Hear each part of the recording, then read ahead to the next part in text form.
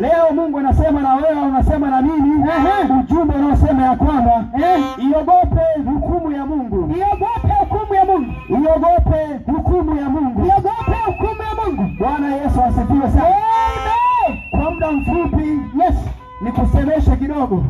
Tutafakari pamoja juu ya hukumu ya Mungu, na jinsi Mungu anavyoweza kumhukumu mwanadamu akiwa duniani.